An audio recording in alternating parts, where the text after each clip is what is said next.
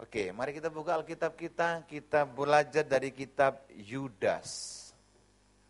Jarang dikhotbahkan, tapi nggak apa-apa, ini bulan puasa, kita khotbahkan kitab Yudas. Yudas pasal yang ketiga, oh enggak ada ya? Kayaknya Yudas cuma satu pasal ya? Betul ya. Saya sedikit agak was-was datang ke tempat ini tadi pagi. Saya tadi malam itu masih di Kairo. Jadi puji Tuhan pesawat delay lagi. Glory, haleluya. Saya bilang sama Pak Supratman, Pak siap-siap Pak naik gantiin saya Pak. Saya landed tadi malam harusnya jam 22.40, jadi jam 24.50. Rumah saya di Depok, antara Cengkareng kan Depok kan pakai paspor kan. Beda provinsi kan. Puji Tuhan nyampe di rumah jam 3. Tadi pagi bangun, saya lihat tanda-tanda zaman ada, oh ya ada kehidupan, saya berangkat ke tempat ini. Puji Tuhan, nyampe juga nama Tuhan dipermuliakan. Haleluya. Baik, kita buka Yudas pasal 1 ayat yang ketiga B. Yudas pasal 1 ayat yang ketiga B, kalau Bapak Ibu suka dengan tema khotbah pagi ini adalah hidup yang berkenan atau hidup yang terpuji. Nanti ibadah kedua saya akan berbicara dengan bahasa air mata. Karena banyak orang hari-hari ini rupanya gampang nangis. Jadi bahasa air mata kita balik, ternyata setiap air mata kita ditampung dalam kirbatnya Tuhan. Amin. Bilang kanan kirimu, air matamu enggak sia-sia. Oke. Tapi bilang begini, tapi jangan gampang nangis gitu. Oke. Baik, Yudas. Boleh multimedia? Yudas pasal 1 ayat yang ketiga. Dapat? Kita baca yuk. 3, 2, ya. Saudara-saudaraku yang kekasih, sementara aku sungguh-sungguh berusaha menulis kepada kamu tentang keselamatan kita bersama, aku merasa terdorong untuk menulis ini kepadamu dan menasihati kamu, supaya kamu tetap berjuang untuk mempertahankan iman yang telah disampaikan kepada orang-orang kudus. Saudaraku, Yudas menganggap sangat penting peringatan tentang apa? Supaya menasehati, supaya kamu terus berjuang mempertahankan iman. Ada perkataan mempertahankan iman. Kenapa saudara yang dikasihi Tuhan? Begitu banyak ajaran hari-hari ini bahwa mereka memegang satu prinsip, sekali selamat tetap selamat. Saya rasa Pak Niko berulang-ulang juga ingatkan kita. Hati-hati dengan keselamatan kita. Dan Yudas memulai dengan ayat ketiga berkata demikian, aku merasa terdorong untuk menulis ini kepada kamu, dan menasihati kamu supaya kamu tetap berjuang untuk apa? Mempertahankan iman yang telah disampaikan kepada orang-orang kudus. Saudaraku ini dikasihi Tuhan, kenapa iman ini begitu penting? Kenapa iman percaya kita begitu penting? Karena hari-hari ini begitu banyak bidat-bidat yang membengkokkan kita untuk kita tidak kudus di hadapan Tuhan. Ambil satu contoh saudaraku. Suatu ketika saya pelayanan di salah satu gereja di Senayan City. Saya sedang khotbah, WL-nya bagus, pengurapannya kenceng. Tapi saya lihat tangisannya, saya lihat bahasa rohnya itu aneh. Singkat cerita, ketika habis khotbah, saya panggil tuh WL. Boleh saya berdoa buat Anda? Saya doakan saudaraku dan manifestasinya jelek banget. Ketika dia manifestasi saya panggil, coba kamu jangan berbahasa roh dulu, lihat saya. Saya tanya apa saudaraku? Apa yang kamu sembah selama ini? Apa jawabannya? Maaf Pak, saya sudah ikut Mormon 3 bulan. Worship leader loh. Ini di gereja yang datang ibadah lebih dari 500 orang. Saya bilang begini, siapa yang kamu sembah selama ini? Dia bilang apa? Saya 3 bulan terakhir ini Pak, saya menyembah Mormon, saya ikut Mormon. Sudah tahu lah ajaran Mormon itu apa ya? Itu pelajaran khusus, saya tanya sama Pak Benyamin lah, beliau lebih tahu, haleluya. Amin? Amin? Halo, amin? Saya katakan ini kenapa saudaraku, saya begitu terdorong menyampaikan ini kenapa? Karena banyak orang datang ke gereja, pulang gak mendapatkan apa-apa. Banyak orang ke gereja hanya melihat siapa yang khotbah, apa yang disampaikan. Tapi bukan value itu hidup dalam hidupnya. Kalau kita beribadah, saudara boleh beribadah puasa Esther, puasa Daniel, dan puasa-puasa yang lain apapun juga. Tapi kalau masih ada keraguan engkau simpan, maafkan saya, engkau tidak tahu pada siapa engkau menyembah. Ya, setuju katakan amin. Terutama pelayan-pelayan Tuhan. Betul. Jangan saudara kira saudara melayani sudah bebas dari masalah. Nggak. Justru ketika kita ada di mimbar, ketika kita ada di tempat ini, saudaraku, sasaran tembak buat kita. Iblis begitu gampang menembak kita. Mormon. Ada lagi saya pernah ketemu sama anak muda hebat seperti saudara di Atmajaya. Terakhir dia bilang apa? Pak, rasanya sudah tidak percaya lagi sama Yesus. Yesus, Bible, just true story. Wah, saya bilang, ini pasti pengikutnya New Age Movement ini. Atau Christian Scientist. Saya tanya, berat? Ya, betul. Hati-hati, saudaraku. Yudas mengingatkan kita, aku terdorong menyampaikan supaya engkau tetap mempertahankan imanmu. Saya berkata sedikit ekstrim, maafkan saya kalau statement saya agak keras. Kalau saudara berdoa, doa mesbah keluarga, doa di gereja, dimanapun juga, yang bahasanya adalah doa. Saudara tidak yakin ketemu sama Tuhan, izinkan saya menyampaikan sesuatu, nggak usah berdoa. Kenapa? Buang-buang waktu. Amen. Kok saya saudara kayaknya puasa semua ya? Halo, amin. Kalau saudara menyanyi pujian, tapi nggak merasa pujian saudara untuk Tuhan, maafkan saya, nggak usah nyanyi. Nggak usah nyanyi. Pujian saudara, doa saudara, itu bahasa kontemplasi, bahasa pertemuan antara kita dengan Tuhan. Setuju dengan saya, saudaraku? Amin. Saya 10 hari di Israel. Orang bilang, oh banyak BBM kepada saya. Rupanya banyak orang peduli kepada saya, puji Tuhan. Pak Abraham, bagaimana perang? Saya bilang, kenapa perang? Kan ngeri. Ah, ngeri kalau di Indonesia. Di sana sedap-sedap ngeri kok. Iya. Saya tinggal di hotel, saudaraku, itu 700 meter tuh bom itu jatuh. Bom itu getarin hotel, sirine bunyi. Peserta bilang begini, Pak bagaimana?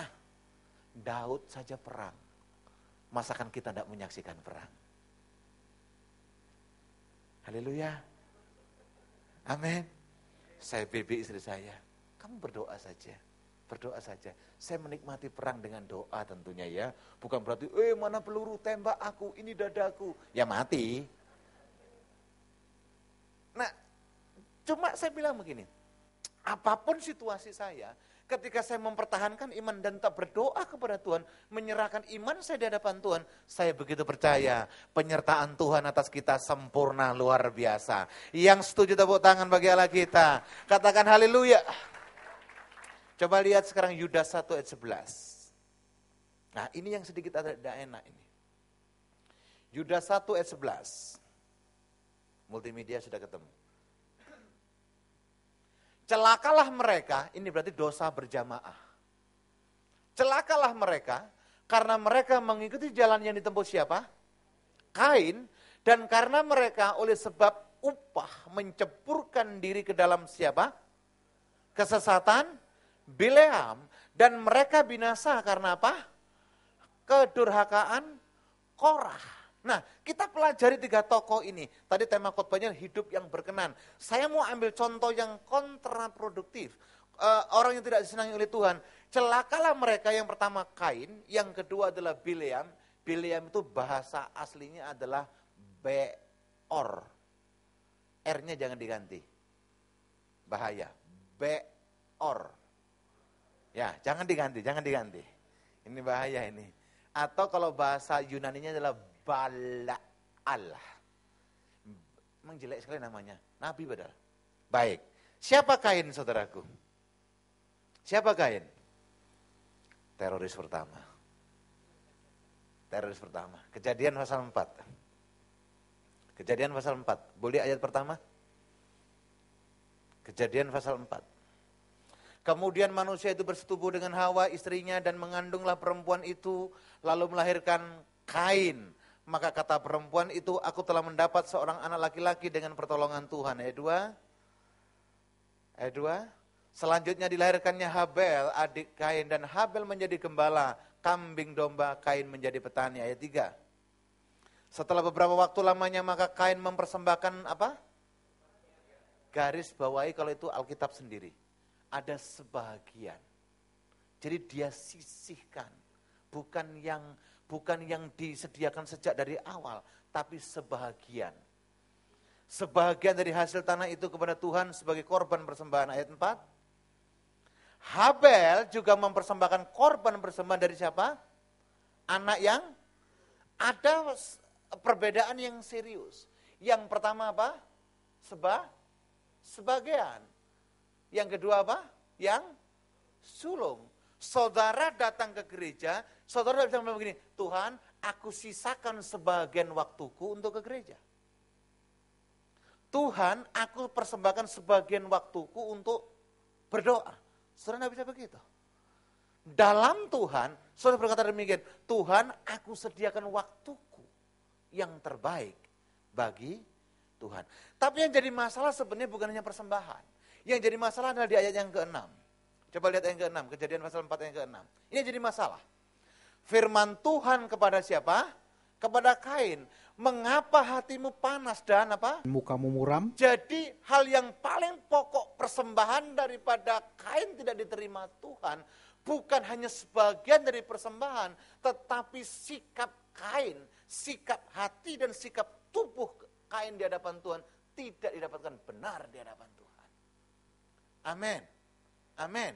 Ayat ini juga mengingatkan kita, saudaraku, kita nggak bisa datang ke gereja semau kita. Kita nggak bisa datang kepada Tuhan semau kita. Kita ngatur-ngatur Tuhan nggak bisa.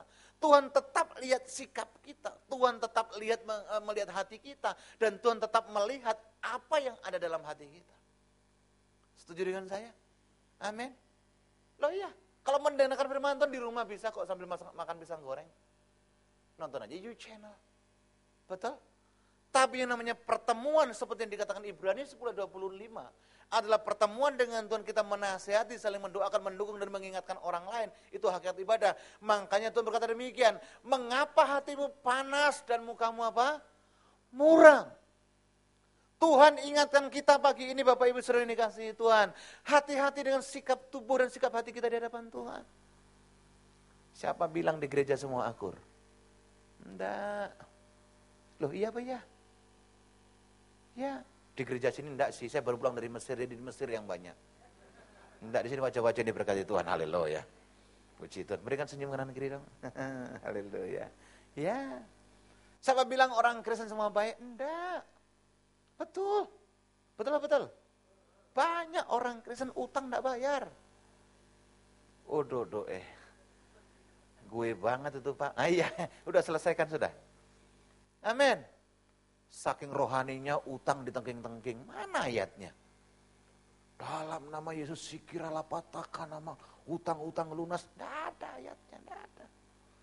Saya bingung kalau ada orang, mari lepaskan utang kita tengking. Tidak ada. Kalau utang jawabannya cuma satu, bayar.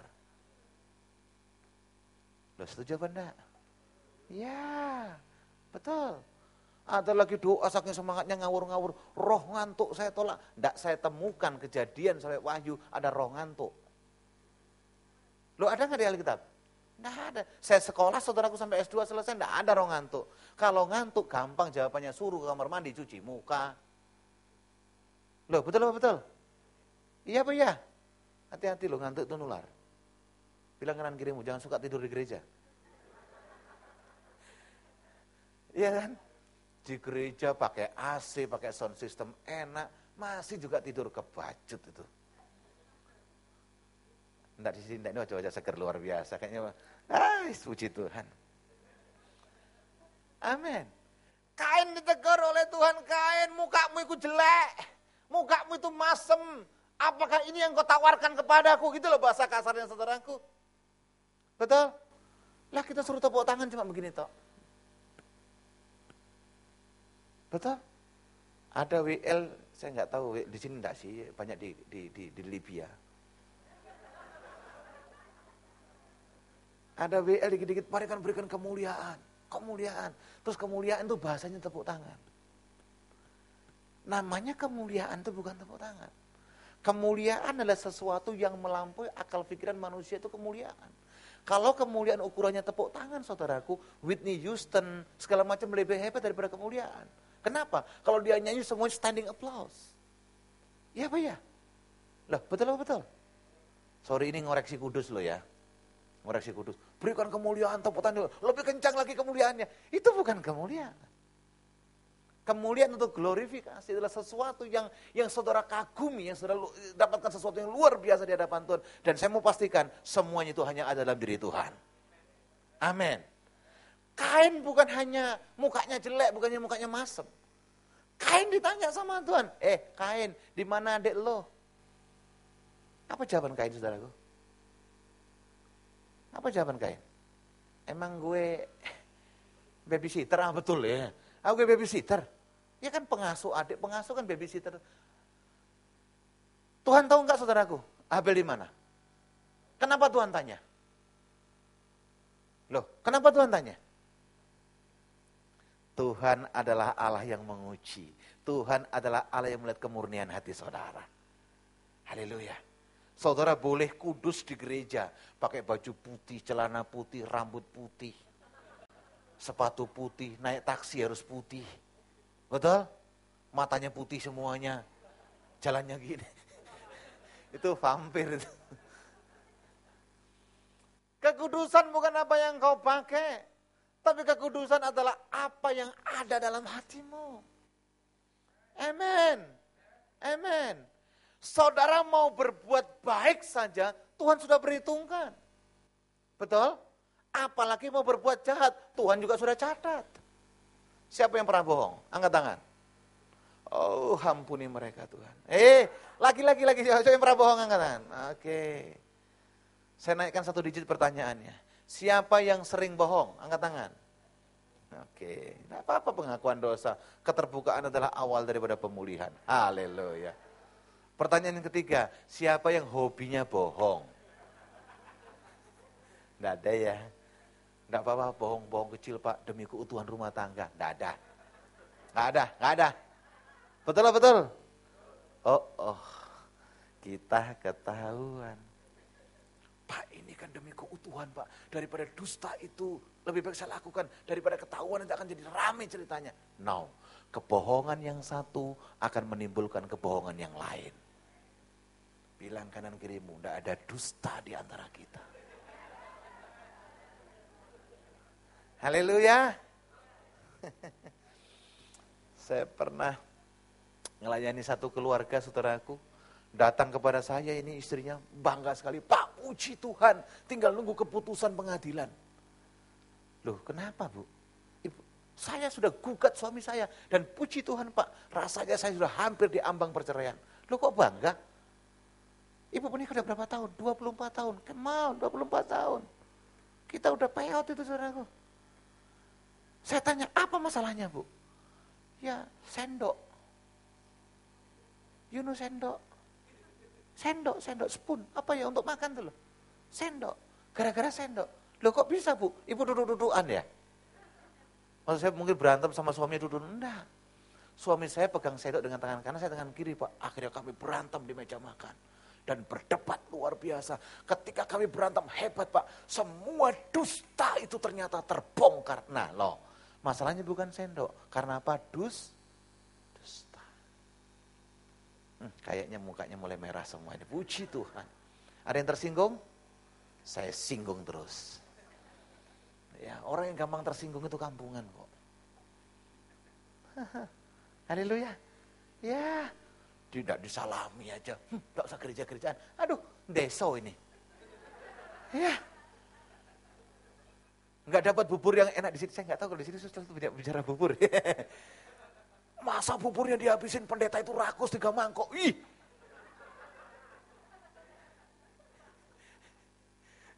Ya, saudaraku, hati-hati. Ada dusta. Dusta itu kalau dibiarkan, saudaraku, menjadi habit. Dan bapak segala pendusta itu adalah Satan. Satan sekarang sedang dirantai katanya tetangga kita. Sedang dirantai supaya tidak menggoda manusia. Gantian manusia yang suka menggoda setan. Kasihan. Loh ya, saudara tahu setan mau pensiun? Ya datang rame-rame, Tuhan aku mau pensiun dini. minta pesangon dia. Dia tanya, kenapa minta pensiun dini? Manusia itu mengesalkan. Dia tanya, kenapa? Dia yang selingkuh. Dia bilang begini, ini pasti gara-gara setan. Lo yang selingkuh dia kok saya disalahkan Tuhan. Korupsi juga begitu. Di penjara, saya korup. Ini gara-gara setan. Loh, dia yang menikmati korupsi kok saya disalah-salahkan. Memang kadang-kadang manusia itu lebih jahat daripada setan. Tapi di sini tidak ada. Yang banyak di Syria. Puji Tuhan, haleluya. Jadi sikap pertama saudaraku, hidup kita berkenan di hadapan Tuhan apa? Sikap hatimu harus dapatkan benar di hadapan Tuhan. Imanmu harus dapatkan benar di hadapan Tuhan. Jangan pernah membawa persembahan hanya engkau sisakan, tetapi berikan yang terbaik. I'm not talk about money. Bukan hanya masalah uang, sorry. Masalah saya bukan masalah uang, tapi masalah sikap hati dan sikap tubuh di hadapan Tuhan. Yang setuju katakan amin. Yang kedua, Bileam atau Beor. Jangan diganti R-nya. Yang kedua, Beor atau Bileam. Coba lihat saudaraku Bilangan. Bilangan pasal yang ke-22 ayat 23 sampai 24. Bilangan pasal 22 ayat 23 sampai 24. Kalau saudara kepingin tahu lihat pengalaman Bileam ini baca Bilangan pasal 22 sampai 24. Tapi saya ambilkan dua ayat saja. Bilangan pasal 22 ayat 23 sampai ayat yang ke-24. Ketika keledai itu melihat malaikat Tuhan berdiri di jalan dengan pedang terhunus di tangannya, menyimpanglah keledai itu dari jalan dan masuk ke ladang.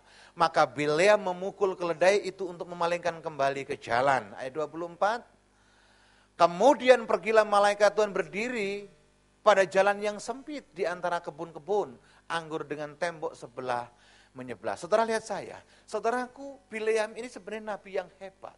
Kalau saudara baca Bilangan pasal 22 sampai 24, begitu gampangnya Bileam itu komunikasi dengan Tuhan langsung. Bahkan Bileam ini kalau istilahnya orang Israel, dia nabi yang weruh sak durunge kinarah. Nah, itu bahasa Ibrani yang terbaru. Weruh sak durunge kinarah. Understand me? Ya. Nabi yang tahu sebelum kejadian. Dia nabi yang hebat di zamannya saudaraku, tapi ingat, ketika barisan bangsa Israel keluar daripada Mesir, 2,4 juta bangsa Israel, setiap wilayah yang dilewatinya menjadi wilayah kekuasaannya. Raja Balak yang hidup di zaman Bileam, dia merasa was-was. Dia utus dirjen-dirjennya saudaraku untuk pergi ke Bileam. Suruh Bileam datang ke Balak, suruh Bileam datang ke orang Amalek, suruh Bileam mempersembahkan korban persembahan di hadapan Tuhan di gunung yang tinggi. Tetapi pesan Balak yang terakhir apa saudara? Tapi tolong kutuki bangsa Israel. Dan ingat, ada upetinya yang besar. Ingat loh, Yesus itu mengumpamakan dirinya hanya dengan satu saja yang namanya Mammon. Betul saudaraku? Datanglah dirjen-dirjen ini, pejabat-pejabat ini. Pergi ke Bileam. Bil, pesan dari Om Balak, kamu suruh datang. Dan mempersembahkan 240 ekor kambing domba, datang dan tanya kepada Tuhanmu, dan terakhir kutukilah bangsa Israel itu. Bileam masih kuat saudaraku, godaannya tidak begitu kuat. Saya tidak akan mengutuki bangsa itu, kalau Tuhan tidak katakan. Puji Tuhan. Tapi Balak diam saudaraku, enggak. Dunia akan terus mencari celah supaya kita jatuh dalam dosa. Yang mengerti katakan amin. Dunia akan berusaha sedemikian rupa saudaraku supaya kita tidak datang menyembah Tuhan, tapi hati kita dibengkokkan kepada yang namanya Mammon. Saudara ini dikirim lagi penatua-penatua yang hebat, dan akhirnya apa? Bileam turun loh. Bileam goyah. Dia naik keledai betina. Keledai betina yang setia melayani Bileam. Ketika dia di jalan yang sempit saudaraku, tiba-tiba keledai ini ngambek. Dan dia jongkok.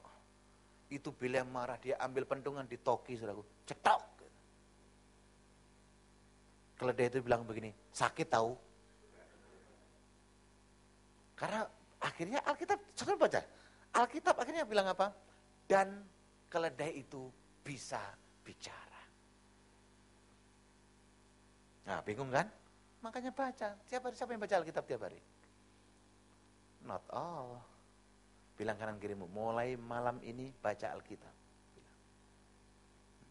Saya kadang-kadang agak pusing, saudaraku, kirim broadcast, merenung cari ayat untuk dapat pewahyuan itu saya mikir setengah jam sampai 1 jam, saya broadcast sudah jebret.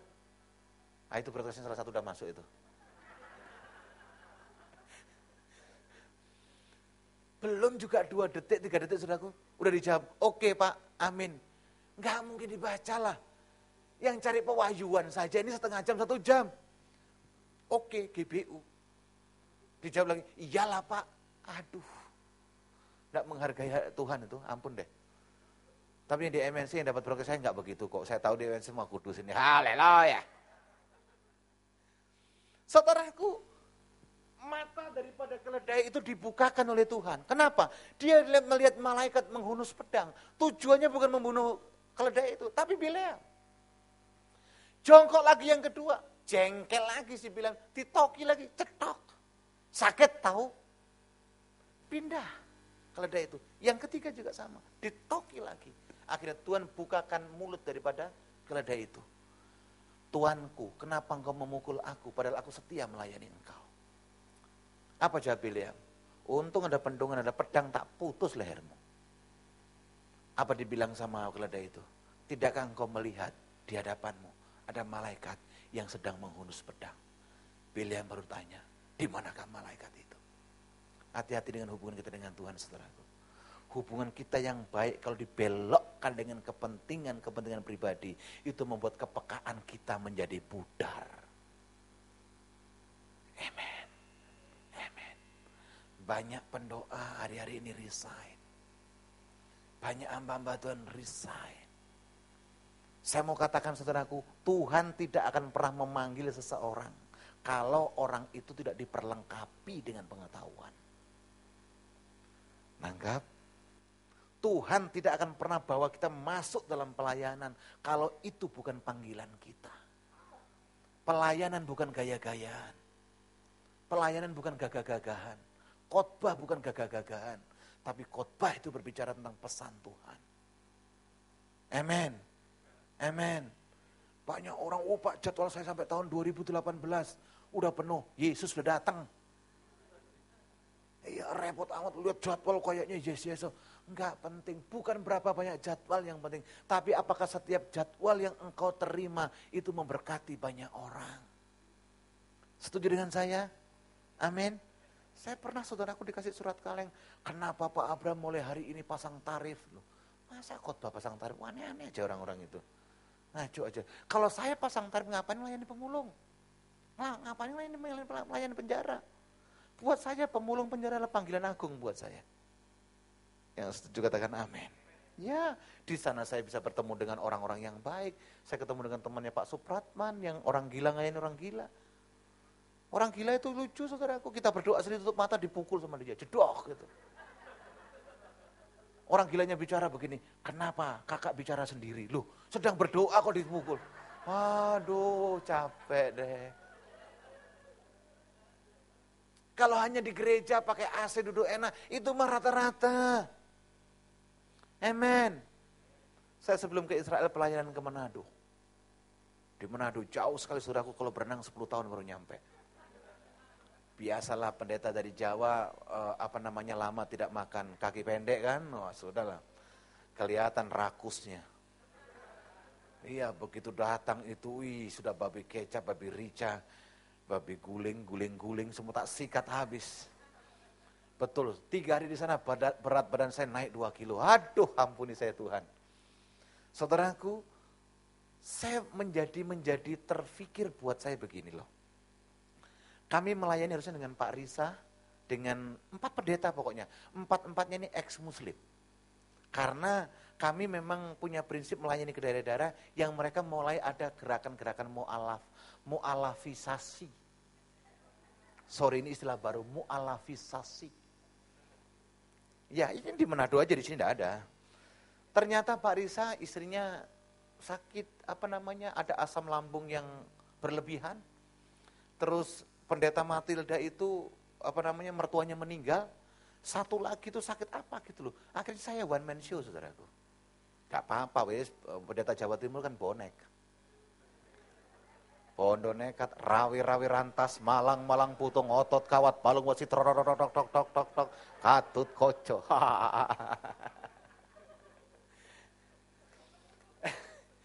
Saya melihat satu keunikan, saudaraku. Dengar baik. Saya banyak melihat organisasi gereja. Ini saya menyaksikan apa yang saya lihat. Saya melihat, saudara, kalau Roh Kudus itu diambil dari gereja, saya percaya gereja itu masih berjalan loh. Artinya apa? Banyak gereja hari-hari ini berjalan bukan karena tuntunan Roh Kudus, tapi berjalan karena program. Ingat, saudaraku, Tuhan gak bisa diatur-atur dengan program saudara. Makanya sebelum melakukan program, bawa programmu di hadapan Tuhan. Jangan program dulu baru tanya Tuhan. Kecenderungannya orang Indonesia, saudaraku, ngomong dulu, pikir belakangan. Betul? Bikin statement dulu, pikir belakangan. Menyakiti hati dulu, baru mikir belakangan. Sekali lagi di MNC tidak ada. Yang banyak ada di Abu Dhabi. Ya, haleluya. Bileam turun, saudaraku, Bileam turun. Sampai dia tanya sama keledai itu, di mana malaikat itu? Apakah aku disuruh pulang? Malaikat itu bilang sama keledai itu, lanjutkan perjalananmu sampai ke Balak. Naik lagi, saudaraku. Dan keledai betina itu dalam perjalanannya hanya cuma geleng-geleng begini. Hati-hati kalau orang kesini suka geleng-geleng begini. Dikotbahin, dapat firman geleng-geleng. Dugem juga geleng-geleng. Teriping juga geleng-geleng. Dimasakin istri dengan yang enak, geleng-geleng juga, hati-hati. Harusnya dalam Tuhan kita cuma bilang begini, ya Tuhan, ini aku, utuslah aku. Amin. Jangan begini, ya Tuhan, ini aku, utuslah Pak Benyamin, Tuhan. Itu tidak fair namanya. Haleluya. Kalau yang ke hotel-hotel, gedung-gedung, akulah Tuhan, urapanku kenceng Tuhan. Kalau yang di pemulung-pemulung, itu bagiannya Abraham Sugio. Berkat saya melimpah, puji Tuhan. Haleluya. Ketemu dengan Balak, saudaraku, disambut dengan sukacita, dikasih kalungan, dikasih red carpet. Bileam, terima kasih engkau datang. Hari ini juga kita akan naik ke gunung Tuhan. Dan akan kupersembahkan kepadamu domba jantan untuk engkau bawa kepada Tuhan. Dan tanya kepada Tuhanmu, berdoa kepada Tuhanmu. Terakhir bilang begini, tolong kutuki bangsa pilihan itu. Bileam datang, saudaraku, bawa korban persembahan. Dan terakhir, Tuhan boleh enggak aku kutuki bangsa Israel? Bileam tahu persis, saudaraku, bahwa bangsa Israel adalah bangsa pilihan. Artinya begini, kalau bahasa sehari-hari, jangan pernah engkau mengutik, memfitnah hamba-hamba Tuhan yang sudah dipilih oleh Tuhan. Saya tidak bilang pengurapan. Saya bilang dipilih oleh Tuhan. Betul? Amin. Sudah pernah ngomongin pendeta? Bilang kanan kirimu, bertobat. Bilang, bertobat. Saya dulu, saudaraku, sering diomongin pendeta. Diomongin jemaat. Pak Abraham ini sukanya nguburin orang loh. Nguburin orang aja diomongin, saudaraku. Saya pernah lagi khotbah depan jenazah, saudaraku. Itu Pak Abraham kan cari PK. Oh Tuhan tolong. Saya punya prinsip dengan istri, semakin banyak cemoohan, cercaan yang kita terima, dalam kutip kita tidak melakukan kesalahan, tanda-tanda berkat dan penyertaan melimpah buat kita. Tepuk tangan buat Tuhan. Saudara mau diberkati Tuhan? Angkat tangan tinggi-tinggi. Salami kanan kirimu, jangan lepaskan. Bilang begini, siap-siap. Siap-siap masuk dalam proses Tuhan. Oh, haleluya. Amin. Ya, nggak ada yang gratis, saudaraku. Betul, saudara kepingin diberkati, tapi tidak pernah kasih persembahan. Mana bisa? Betul. Tuhan berikan aku kesehatan yang luar biasa, tapi kita isap cisamsu. Kita, Tuhan ini bait sucimu, berikan kekuatan, tapi minum Sifas Regal. Apa Sifas Regal ya? Mbu apa lah petemu lawak, saya nggak tahu lah ya. Ya, betul. Berkati berlimpah, limpah, tapi tidak pernah perpuluhan. Itu kan omong kosong. Betul? Wih, bukan saudara kok. Bilang kanan kirimu, itu bukan saya kok. Bilang. Pak Pendeta menyampaikan pesan yang ada di Libya kok. Tenang, bukan Anda itu. Loh iya. Kelihatannya agamawi rohani kita luar biasa. Orang Kristen paling pintar kalau SMS. Oke lah kalau begitu, GBU. Terima kasih, GBU. Semua GBU. GBU, oke ya GBU. Gua butuh uang lu.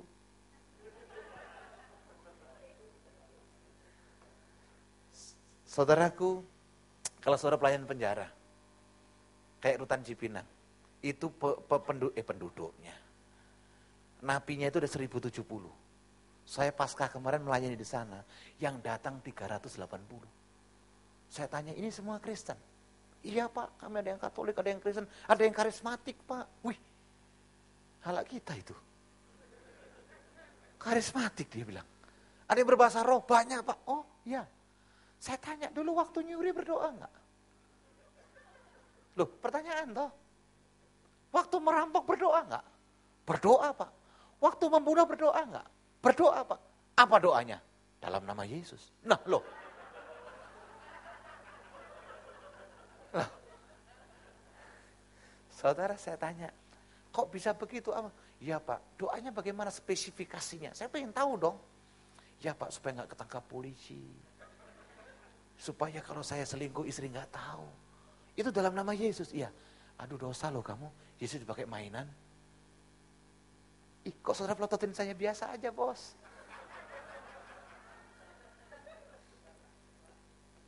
Sungguh loh. Kan ada orang kalau kefefet saudaraku. Kefefet. Ingat loh saya ini pelayan Tuhan. Kalau sudah pelayan Tuhan so what gitu loh. Betul? Pelayan Tuhan itu bukan profesimu. Pelayan Tuhan adalah panggilanmu.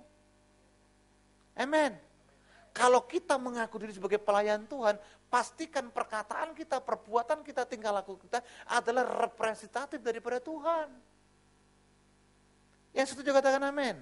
Ya. Jangan bilang kasih, tapi suka marah-marah. Betul? Jangan aku mengasihi Tuhan dengan hebat-hebat, ternyata apa? Pelit, medit, kikir. Pahit, jelek, elek, jahil, medakil. Apa meneh ayo? Dimakan harimau dilepeh. Dilepeh. Loh iya.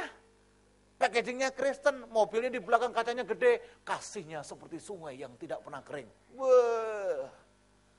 Kaca sebelah kanan dibuka. Power by Holy Spirit. Sebelah kiri tulis Lukas 1 ayat 37. For with God will be nothing impossible. Wah, kayak yes oh. Kayak iyo oh. Haleluya. Sorry saya belak-belakan ya Pak ya. Amin. Kekristenan bukan masalah casing, tapi kekristenan berbicara hati, sikap dan perbuatan. Yang setuju tepuk tangan bagi Allah kita. Apakah Bileam kapok? Enggak, dia datang lagi ke Balak. Tuhan bilang enggak boleh untuk bangsa Israel. Apa dia bilang Bileam? Sudah bilang Balak, oke. Sekarang pergi ke gunung yang lain, aku tingkatkan itu persembahannya, dan hadiah yang kau dapatkan seluruh istanaku berisi emas, perak dan permata, itu kuberikan kepadamu. Konyolnya saudaraku, Bileam naik lagi ke gunung yang lain. Tanya sama Tuhan, Tuhan boleh nggak aku kutukin? Tuhan bilang apa? Enggak bisa. Yang ketiga kalinya saudaraku, si Balak nggak mau kalah, ditambahkan lagi. Dan di sini kejatuhan Bileam. Bileam nggak tanya lagi sama Tuhan. Hati-hati dengan kepekaanmu saudaraku. Saya percaya 100% orang Kristen yang benar punya kepekaan untuk mendengar suara Tuhan. Amin. Amin. Saudaraku ini, siapa yang pernah dengar suara Tuhan? Yang pernah dengar suara Tuhan? Oh puji Tuhan. Yang tidak angkat tangan kenapa? Dengar suara apa? Kalau tidak Tuhan siapa? Nah itu, hantu.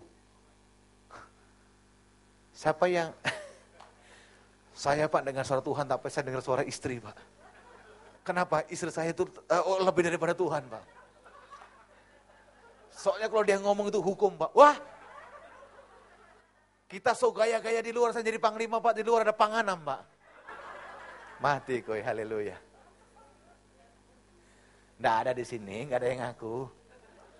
Saya termasuk juga dulu salah satu ketua cabang Ikatan Suami Takut Istri soalnya. Saya kan orang Jawa, istri saya kan darah Makassar papanya, mamanya Kupang. Jadi kayak Pertamax Plus.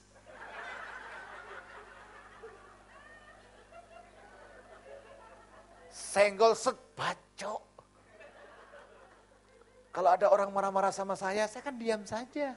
Enaknya orang Jawa gitu, injek kakinya, entah apa-apa. Ora apa-apa. Itu, dicubit, ora apa-apa. Istri saya melihat saya dimarahin orang, balas. Enggak. Balas. Enggak. Balas, kalau enggak mau saya balas. Silahkan balas. Gitu. Jadi besok-besok ada orang marah-marah, tunggu istriku datang. Haleluya.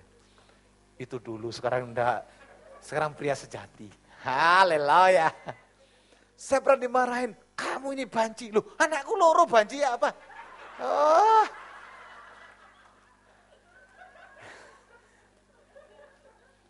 Ngukur kejantanan itu bukan masalah, enggak apa-apa.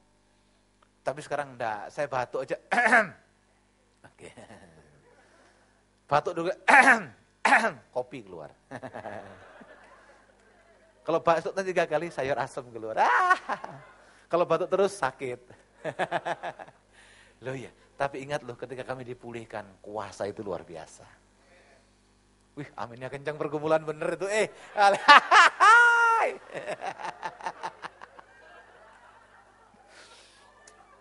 Sorry, Biliam ada di Israel, di sini nggak ada. Haleluya, puji Tuhan. Betul. Ketika kami dipulihkan, saudaraku, surga itu turun atas hidup kami. Amin. 2 bulan yang lalu saya dijadwal khotbah di Sampurna Strategik. Setiap Kamis minggu ke-2 saya ada kelas di sana ngajar. Istri saya waktu itu baru pimpin pulang dari Israel, dari kami karena gantian sama istri bimbing rohani ke Israel. Dia jet lag, tidak bisa tidur. Saya bilang sama gini, aku ngantuk sayang, aku mau tidur. Ya tidur wes, aku mau doa dulu. Dalam doanya saya dengar saudaraku, Tuhan, tudung keselamatan itu turun atas suamiku. Tuhan, perlindunganmu turun atas suamiku. Tuhan, engkau nyatakan kuasamu atas suamiku. Saya sayup terdengar saudaraku. Puji Tuhan, terima kasih. Terima kasih. Tapi ya setengah sadar, setengah enggak gitu loh. Puji Tuhan. Apa yang terjadi saudaraku? Besok hari Kamis biasa, saya nyetir biasa. Keluar dari tol Cibubur, keluar UKI saudaraku, saya biasa nyetir. Begitu keluar UKI, depannya apartemen Patria kalau nggak salah. Ada 2 sepeda motor. Wajahnya garang-garang saudaraku. Itu deketi mobil saya, pukul itu kaca. Wah! Ban kempis. Kempis apa kempes sih? Ya, kimpis. Kan istri saya orang Makassar, kimpis. Dia pukul jebret gitu. Dan kaca depan saudaraku itu dilempar dengan cairan. Katanya, saya pernah baca-baca broadcast, kalau dikasih cairan jangan dikasih wiper. Ya, saya lihat sepion saudaraku, enggak kempis. Saya bilang sama Tuhan, Tuhan, aku mau pelayanan. Enggak usahlah Tuhan pakai berantem-berantem Tuhan. Enggak usahlah pakai perampokan-perampokan, udah capek Tuhan. Saudaraku, orang ini paksa saya dan dia itu hadang depan mobil. Katanya suruh cari polisi, kantor polisi. Polisinya di mana, saya di mana. Enggak berhenti sampai di situ karena saya ngotot terus saudaraku. Akhirnya dia agak ngalah. 2 motor lagi di belakangnya ngikutin, jadi 4 motor dengan boncengan 8 orang. 2 di motor belakangnya itu ibu-ibu. Pukul. Berhenti Pak, berhenti. Ban pecah, ban kempes segala macam. Saya cuma lihat nggak jauh dari situ kalau nggak salah ada kantor pemadam kebakaran. Saya cuma bilang begini, Tuhan, kalau kepepet saya tabrak ya Tuhan ya. Saya tabrak, nanti saya lari situ wis, tidak apa-apa wis. Nanti urusannya polisi wis. Ternyata saudaraku saya berdoa terus. Puji Tuhan, saya dibebaskan daripada nggak tahu kejahatan apa itu saya nggak ngerti. Begitu saya bebas masuk jalan Kasablanka, saya telepon istri saya. Terima kasih sayang, kamu udah berdoa buat saya. Terima kasih buat doa-doamu. Saya nggak jauh, dia masuk ke kamar dan dia menangis. Saya tahu saudaraku, ketika keluarga kita dipulihkan, sorga itu turun atas keluarga saudara. Tepuk tangan buat Tuhan. Dan akhirnya Tuhan mengutuk Bileam. Karena apa? Yang terakhir, Korah. Bilangan pasal 16, nggak usah baca deh. Siapa Korah saudaraku? Adalah pemimpin yang ambisius.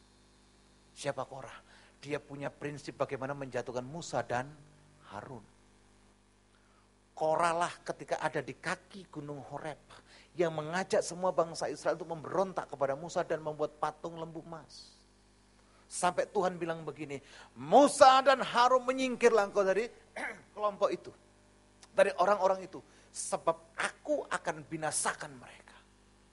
Tapi Musa bilang apa? Tuhan, bukankah yang salah cuma satu orang?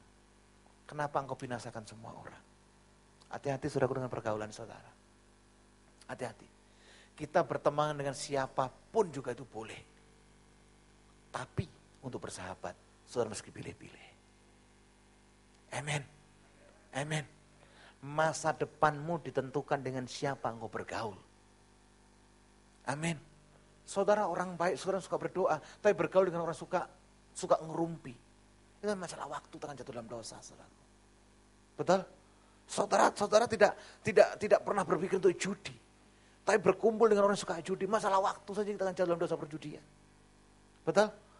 Korah ini adalah orang yang ambisius, orang yang ingin mengkudeta sedemikian rupa. Dan dia tahu yang dikudeta adalah hamba Tuhan.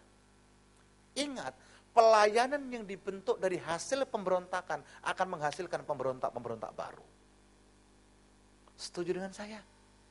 Amin. Kalau di keluarga ada pemberontak-pemberontak, ingat, mungkin yang dosa bukan anak-anak kita dulu harus beres. Kita dulu harus beres. Saya ditanyain begini ketika ada seminar di Kebon Jeruk, saudaraku. Pak Abraham dulu kan muslim, suami bapak kan istrinya 3, loh kok hafal? Iya Pak, tapi gen itu kan nurun, kan ada pepatah bilang begini, buah yang jatuh tidak jauh dari, saya nggak setuju itu saudaraku, itu kan pepatah. Saya nggak mau kalau papa saya itu dukun, saya jadi dukun, saya nggak mau lah. Betul lah betul? Amin apa amin? Buah yang jatuh tidak jauh dari pohonnya. Saya bilang enggak, kalau buahnya dimakan codot. You know codot? Batman. Kemarin di Manado enak sekali itu, gile. Aduh, iya, rasanya habis khotbah, ku kan terbang. Yang enggak tahan saya ekor putih, aduh haleluya 12 kali. Baru turun dari mimbar, Pak ada makanan terbaiknya di Jakarta enggak ada. Apa? Tersenyum dia. Tikus. Oh, saya belum sampai di tahap yang seperti ini, Pak. Saya berdoa suatu ketika saya akan bisa makan ini. Saudara ini kasih Tuhan Yesus Kristus. Hati-hati dengan pergaulan saudara. Di gereja pun, maaf ini kritikan terbuka. Saudaraku di gereja itu ada barisan-barisan orang sakit hati. Ya, di kul ada juga barisan-barisan sakit hati. Imam-imam musik ini saudaraku, saudara jangan bangga kalau saudara tidak punya hubungan intim dengan Tuhan. Saudara sasaran tembak. Betul. Paling gampang pemuji pemusik ini jatuh. Kenapa? Karena mereka kepengen mendapatkan juga apresiasi daripada jemaat. Coba, kalau WL itu saya senang. Itu sudah mencuri kemuliaan Tuhan. Betul? Itu mainnya keyboard hebat. Tak mainnya tidak begini lagi, tapi dia begini. Ya. Main bassnya beda, bukan begini. Bukan, itu namanya keterangan. Kemampuan atau keterampilan 20% kok. Sisanya itu urapan Tuhan kok. Amin. Sekali lagi, anakmu punya anak laki-laki. Saudara bangga, anak saya hebat Pak. Hanya berteman dengan anak laki-laki. Hati-hati. Begitu banyak dosa-dosa sekarang meracuni anak-anak Tuhan. Dengan siapa engkau bergaul? Korah juga begitu. Karena dosa Korah bangsa Israel dibinasakan. Betul? Makanya Mazmur Daud pasal 1 ayat 1 berkata demikian. Berbahagialah kamu yang tidak berjalan menurut nasihat orang fasik. Duduk dia di barisan pencemooh. Tapi dia bilang apa? Berbahagialah kamu yang merenungkan Torah Tuhan siang dan malam dan melakukannya pula. Engkau akan seperti pohon yang ditanam di tepi aliran air yang tidak akan pernah layu, daunnya akan berbuah pada musimnya dan apa saja yang dikerjakan dengan tangannya Tuhan buat berhasil. Amen. Jangan pernah ada sifat Korah dalam hidup kita.